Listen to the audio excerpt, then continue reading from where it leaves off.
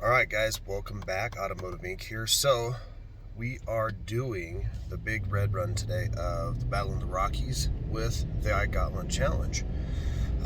Yesterday, the hitch was in the Ford, so it got to go first. I know last time when we did the Battle on the Plains, a couple people were saying it wasn't quite fair. The Ford had to run in 6-degree warmer air, so that could affect temperatures. At the end of the day, those are okay temperatures for the transmission and engine. So it's not like I was just showing them in comparison that one transmission does run substantially cooler than the other. As I talked in those videos, if you haven't, I will put a link down in the start of this video in addition to the video for the Ford on this same challenge. So you can go watch that series if you want. But nonetheless, the Ford ran about, at times, 50 degrees hotter in the transmission. And although that is within the range of it, and that's the way the engineers probably did, heat's heat, man. So nonetheless, just to put it in perspective, not sure why they want that transmission to run that much warmer. I'm not sure the advantage of that, but I'm sure there must be one. Nonetheless, guys, this is going to be an 8-part series. Now, I was told yesterday that I may be the first one running a 6.6 liter V8 gas from Chevy, GM, whatever we want to call it. I have a Chevy, so we're just going to keep saying Chevy, but if I say GM or GMC, we'll use those kind of synonymously. But nonetheless, with the 10-speed Allison. So, and I guess they release one of those every Saturday. So luckily for me, that part of the series, the eastbound Ike Gauntlet run that is famously made by the TFL guys, good dudes for sure, but mine will be showing up Thursday, so I will indeed beat them to the test. That being said, this part of the test is basically, this is the setup to what we're doing here, why we're doing it, and everything like that. Again, if you've already watched the Ford, some of this may feel like it's redundant, but I got to make it even Steven here, so it's just the way it is. We are going to run a 174-mile loop. You might be like, well, why does that matter? I'll just watch the Ike Gauntlet Challenge, and that's good enough. Well, at the end of the day, that Gauntlet is just kind of I guess a baseline. I mean, they run that up the hill. It's about 7 or 8 miles. I sometimes feel like it's less than that because I drive it all the time in my semi or in my V10 Ford at work, or I'm so used to it. And they'll run it up and say it gets 2 miles the gallon, and this is who does it best in the fast time. Well, in the real world, that's not how all of us do, because we're not all just starting in Silverthorne, running up the hill, turning around and going back down into Silverthorne. You and me are probably coming from Denver or Ohio, and we're going to California. Nah, won't be going to California. Let's say a different state. But nonetheless, you're going west, and you got to cross the Rockies. Well, there are a lot of hills before you hit the Eisenhower Tunnel. The Eisenhower Tunnel is tall. It is 11,158 feet above sea level. The Mile High City is 5,280. And I apologize, I've been down with the cold along with other things, so I had to pop my ears there, so that I wasn't having a freak out. Nonetheless, that's why this test is important, because we're going to climb a lot of hills. We're going to get this thing up to working temperature. This thing's already going to be working a ton before it even gets to the Ike. The Ike is just one little step along the way. And yeah, it's steep and it's a booger, but a lot of times people forget the westbound run up there, and we're going to be doing all of that. So in this 8-part series, you can break it apart and check it out however you like and see. And I'll put links to the Ford side of this video, because again, if you guys are new to my channel, you better hit the subscribe button down there in the corner, because what's awesome, I think, and what a lot of my watchers have said, is I went out and bought both of these trucks, okay? I used to be a diesel guy through thick and thin, and then my needs changed where I got tired of dealing with the EPA junk, all the extra maintenance that I had with the diesel. And some people say it's really not that much, it's more. So however you skin it, it's more maintenance, but really it comes down to the long-term maintenance. And unfortunately, these diesels aren't lasting what they used to last. And if you watch the Battle on the Plains, I broke it down the amount, because people say, well, I'll make it back in just fuel savings. not right now. Not when diesel's more. Now, some people say that diesel's cheaper in their state, and that's awesome. But that, you know, I just use it as an average. I've been all over the country, and on average, diesel's more. Sometimes 20 cents, sometimes $1.50. I saw it last weekend. So, you know, that's not going to be a valid point. If you just want a diesel, then go get a diesel. But be prepared when it bogs down and stuff like that. The modern gassers they built today are equally as powerful as some of the first and second gen diesels that people will claim to be the best of all times. So in theory, I think that that's pretty cool. So I bought these gassers because GM and Ford had to come out with something to compete with the thought process of these people that are buying these trucks are actually using them not only for work. Most of the time they're not even pulling. They're buying them because they love them. They're powerful. They're cool looking. But they're sitting outside their kids' school for 30, 40 minutes on a snowy day. And then they're shutting it off. And then they're going to the supermarket and shutting it off. Their drive to work is 45 minutes on stop-and-go traffic. And they're not getting these diesels up to where they need to be, so they're clogging up and having issues. Well, then GM has to fix some of those issues, but now that the, all the manufacturers are having to fix these issues. So what they're doing is they're actually putting it in your owner's manual, saying that if you over idle the truck or whatnot, it can and will potentially cause damage to the after treatment process, blah, blah, blah, blah, blah, so on and so forth. It'll be in all of them. Meaning if you don't allow the truck to do regen, so if you want to idle it all the time and the truck says, I need a regen, you better do it, because if you don't, it will report back to the manufacturer, and it could be a stumbling block when they want to argue if they should cover your warranty claim. Now, if you guys have ever driven a diesel after it burns up a turbo, which my son's one of my sons is a diesel mechanic. He said a lot of these are burning turbos before 100,000. I've had a lot of watchers come up and say I'm burning a turbo before 100,000. Some of them just after 100. So guess what? It's not under warranty. Yay, because the turbo is about $5 or $6 grand. We're already starting at 10 grand more just for the motor. So burn a turbo up after warranty and have to choke out another $4,000, $5,000, $6,000 for a turbo.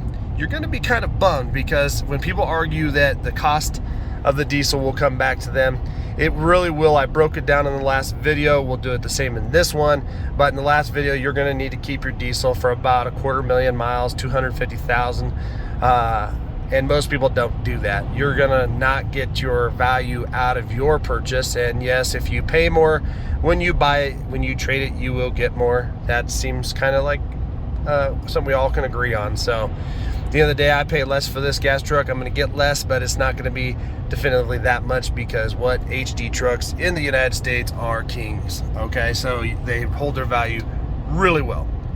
So enough about that. I bought these two gassers so I could really put to them, and I want to see which one is better. Okay, if you watch the Battle of the Plains, I won't spoil it for you, but there was one truck that showed up, and it was quite interesting.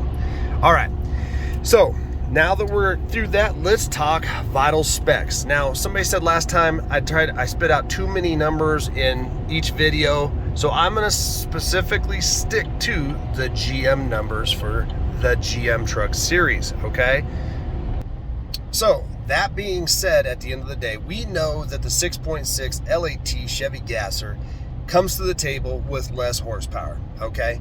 Now, both trucks will make their max horsepower right about the same RPM, which is about 5,200. And that's gonna be 401 horsepower for the GM gas. It does, however, make 464 pounds of torque at the 4,000 mark, which is comparable to the Ford, all right? Now, we're not comparing a Ram in this test because we rent Rams during the summer. We're short trucks, so we rented a couple, and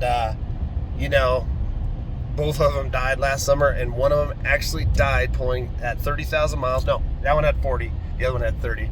Had 40,000 miles on it, and it puked on the Gauntlet pulling a 7,000 pound generator, and I got to block traffic on a holiday weekend.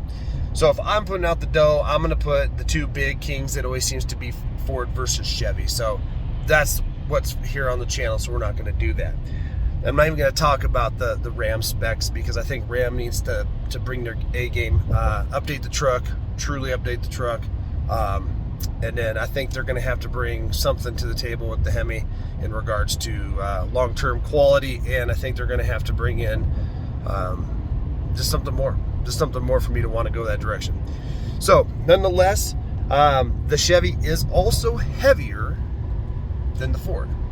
Okay, so right now the truck curb weight on my truck is like 7,400 if I remember right, but with all my junk and all the running boards, everything I put on it, it's running about 7,821. The weight of the trailer we're towing is well within this truck's specs.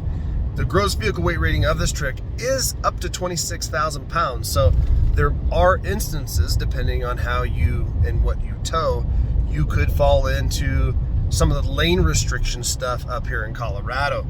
Not necessarily where you have to have a CDL, but you will need to follow the lane restriction guidelines, and you'll see those in each part of the series, okay? So as we go trucking down the road, guys, the setup is this. We are pulling a 1997 Travel Supreme that we call Tess. I have pulled this trailer with my newer Power Stroke, also a new Duramax, and a 2016 Ram Mega Cab. To put it in perspective, the Chevy got around 9.5 to 10. The Power Stroke got right around 10. The Ram actually got around 11.5, okay? Now, you're gonna say, well, I get 42 miles a gallon pulling 50,000 pounds. I don't know how you do it, but that is fantastic, all right? I'm going off of, oh boy. Oh, that squirrel almost made his maker today. Anyway, so I'm gonna drive realistic, meaning as a truck driver, I have to worry about all of these other people, okay?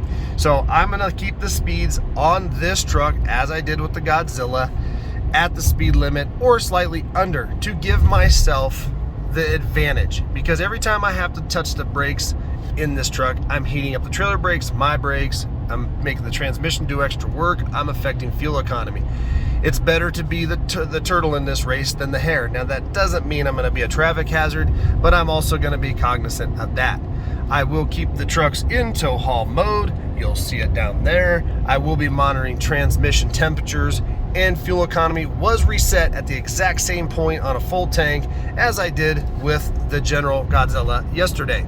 So, meaning I'm not gonna take any opportunity away from this gas motor, nor did I do that with the Godzilla.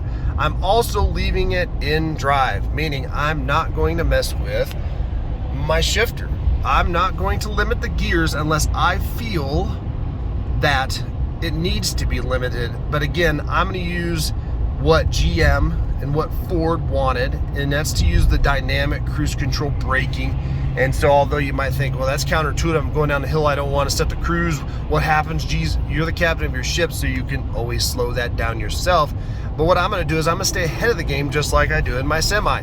If you're driving a manual semi tractor and you come over the crest of a hill, if you don't have it in the right gear to go down that hill, and that's going to be the gear you're most likely going to stay in, you will not get it back into a gear. So that's why a lot of the new trucks are automated, and they want you to leave it in drive. You can manually shift those things, but the way these trucks are built, just like semis, you can still not control that transmission if it's going to, cause damage or the truck doesn't want to allow you to do it.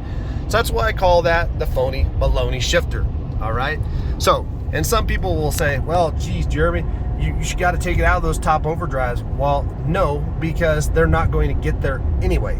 Okay. Because we're using cruise control and stuff like that. If you feel the need, you really want to do that shifting yourself, you can. The issue with the Chevy over the Ford is I don't know what gear it's in. When I pull it down to low, that's when you can see how many gears you're limiting it to. I'm okay with that, but without shifting it yourself, you won't know. It can do its own thing.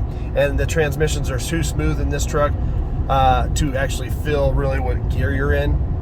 And being a 10-speed, the advantage to that over the 6 is also so that it can mitigate and control that. So again, those are the vital specs. Oh, that's the thing, I almost forgot this yesterday too.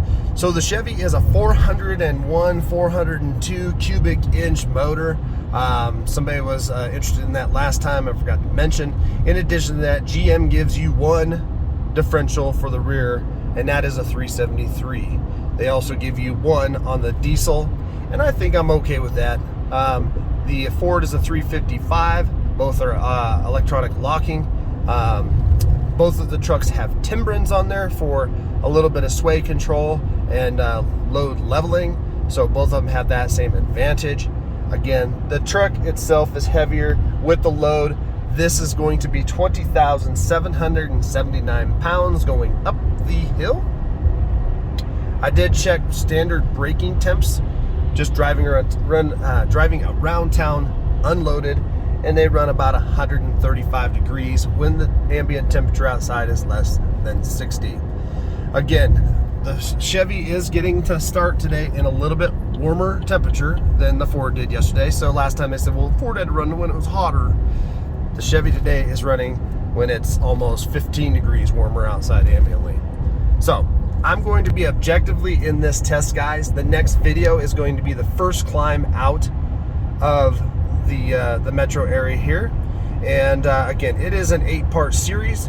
This way you can go to each video and see how it was set up, how the drives went. And again, this is going to be a true test of how these trucks handle. And I think at the end, so next Saturday, again, the Ike's going to be Thursday for both trucks. And we will have like a final thoughts video where I talk about stuff. And there is something interesting, very interesting, that you're going to want to come back and watch on that video specifically. But I'm not going to let all the cats out of the bags, because again, if you're in a show hole and you need a new series to watch, well, this will fill about 15 minutes of your day. And if you are looking for a new gasser, then this might be in your wheelhouse. I will tell this to all of my GM fans: if you have a 6.6 gas with the 6-speed, I am not beseeching the 6-speed by any means. Okay, guys? The 6-speed is a great transmission. It is tried and true. It works good. However, after driving both, I haven't owned that 6-speed. I had a 6-liter with a 6-speed. I will tell you this Allison transmission is a game changer for this motor combination. So, oh, there again, somebody's gonna hit me on motor engine.